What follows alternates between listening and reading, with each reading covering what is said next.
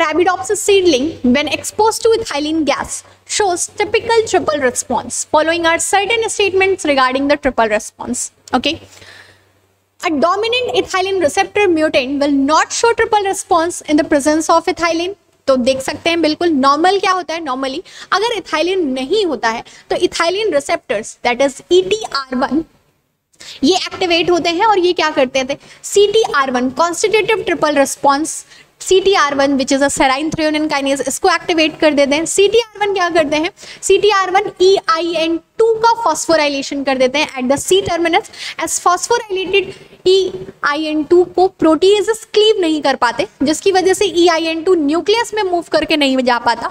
तो EIN2 जब move करके नहीं जा पाता तो EIN3 कैसे रहते हैं, इनएक्टिव रहते हैं, इनका यूबिक्यूटिनाइलेशन और प्रोटियोसोमल डिग्रेडेशन हो जाता है इन एब्सेंस ऑफ इथाइलिन, और इथाइलिन का रिस्पॉन्स नहीं आता है, मतलब ट्रिपल रिस्पॉन्स नहीं आता है। But in presence of ethylene क्या होता है, ETR1 रिसेप्टर्स जो होते हैं वो रिप्रेस हो जाते हैं, वो रिप्रेस हो गए तो CTR1 इनएक्टिव हो जाते हैं, CTR1 इनएक्टिव हो गए तो प्रोटीएजेस आकर EIN2 का वो क्लीव कर देते हैं, क्योंकि नॉन फॉस्फोराइलेटेड फॉर्म में रहते हैं EIN2, तो C टर्मिनस जो होता है EIN2 का उसको प्रोटीएजेस क्लीव कर देते हैं।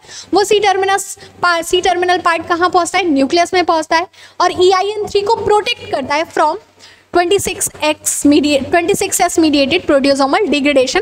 EIN3 ERF1 को एक्टिवेट करते हैं और क्या आने लगता है, इथाइलिन रिस्पॉन्स आने लगता है।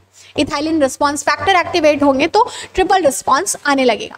तो यहाँ पर पहला क्या दिया हुआ है, डोमिनेंट इथाइलिन रिसेप्टर्स। अगर इथाइलिन रिसेप्टर मींस ETR1 का गेन ऑफ फंक्शन हो गया है तो उस कंडीशन में क्या होगा, अगर ये गेन ऑफ फंक्शन में है तो इथाइलिन हो या ना हो ट्रिपल रिस्पॉन्स नहीं आएगा, क्योंकि हमेशा ये CTR1 को एक्टिवेट करते रहेंगे, CTR1 EIN2 को फॉस्फोराइलेट करते रहेंगे, जिसकी वजह से EIN2 का C टर्मिनल फ्रेगमेंट न्यूक्लियस में नहीं जा पाएगा और EIN3 कभी भी ERF इथाइलिन रिस्पॉन्स फैक्टर्स को एक्टिवेट नहीं कर पाएगा। तो ये स्टेटमेंट बिल्कुल सही दी हुई है, it's correct.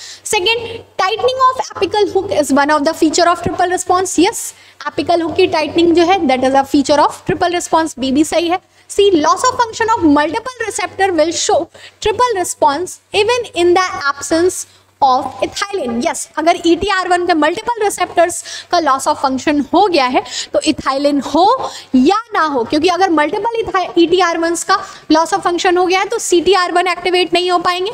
तो अगर इथाइलिन नहीं भी होगा और CTR1 एक्टिवेट नहीं है तो भी EIN2 डीफॉस्फोराइलेटेड कंडीशन में रहेगा, मतलब प्रोटीएजेस इस पर फंक्शन करके इसके C टर्मिनल फ्रेगमेंट को क्लीव करके कर देंगे, जिसकी वजह से वो न्यूक्लियस में मूव करेगा, EIN3 को प्रोटेक्ट करेगा फ्रॉम प्रोटियोसोमल डिग्रेडेशन, और क्या होगा, इथाइलिन रिस्पॉन्स फैक्टर एक्टिवेट होगा, ट्रिपल रिस्पॉन्स आने लगेगा।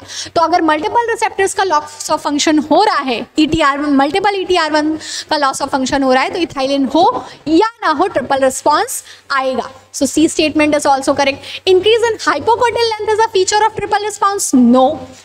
Which one of the following combination is correct? A, B and C. First option is correct.